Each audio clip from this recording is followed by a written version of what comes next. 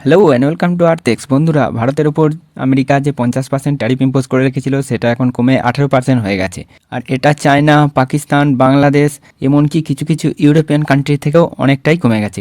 চায়নার ওপর 34% tariff impose করে রেখেছে, বাংলাদেশের ওপর 20%, পাকিস্তানের ওপর 19%, অন্যদিকে ভারতের ওপর 18%। তাই ভারতের জিনিস আমেরিকার বাজারে এই সব এশিয়ান কান্ট্রিগুলির জিনিসের থেকে অনেক কম দামে বিক্রি হবে এবং ভারতের এক্সপোর্ট যে কমে গিয়েছিল সেটি আবার বেড়ে যাবে। এর ফলেই শেয়ার মার্কেটেও একটা তেজি দেখা দিয়েছে এবং শেয়ার মার্কেটও ছুটতে শুরু করেছে। আর এ ব্যাপারে ডোনাল্ড ট্রাম্প ট্রুথ সোশ্যালে নিজেই জানিয়েছে। অন্যদিকে নরেন্দ্র মোদীও টুইট করে অফিসিয়ালভাবে অ্যানাউন্স করেছে যে ভারত এবং ইউএসের মধ্যে একটা ডিল হয়েছে, এর ফলে ডোনাল্ড ট্রাম্প ট্যারিফ কমিয়ে দিয়েছে। কিন্তু আমেরিকার প্রেসিডেন্ট ডোনাল্ড ট্রাম্প বলেছে যে ভারত নাকি রাশিয়ার থেকে তেল কিনবে না, এই শর্তটি মেনে নিয়েছে। কিন্তু এ ব্যাপারে ভারত সরকারের পক্ষ থেকে এখনো কোনো কনফার্মেশন আসেনি। অন্যদিকে ডোনাল্ড ট্রাম্প বলছে যে আমেরিকার জিনিসপত্রের উপর ভারত অনেক ট্যারিফ কমিয়ে দেবে এবং 0% করে দেবে। কিন্তু এটাও ঠিক নয়, কারণ ডোনাল্ড ট্রাম্প যে ফিগারটা বলেছে যে $500 বিলিয়ন জিনিস ভারত কিনবে, এত জিনিস এক বছরে ভারত কখনোই কিনবে না, কারণ ভারতের বাজেটই এত হয় না। সেই জন্য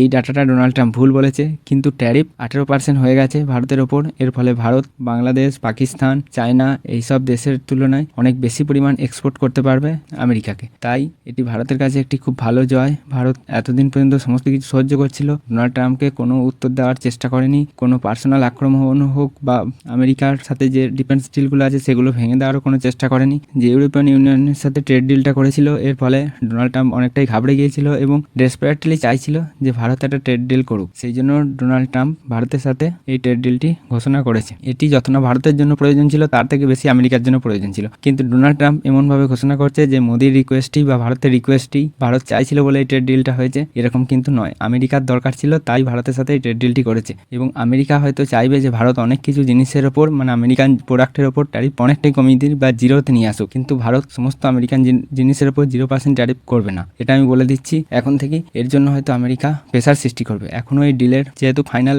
কনক্লুশন হয়নি বা এখনও প্রকাশ পায়নি, তাই ব্যাকডোর কথাবার্তা এখনও চলছে। যখন এই ডিলটি সম্পূর্ণভাবে সামনে আসবে, যেমন ইউরোপিয়ান ইউনিয়নের সঙ্গে ডিলটা সামনে এসেছে, সেরকম এই ডিলটা যখন সামনে আসবে তখন আপডেটেড ভিডিও আবার বানিয়ে দেবো। ভিডিওটি ভালো লাগলে অবশ্যই একটি লাইক দিয়ে দেবেন। Thank you.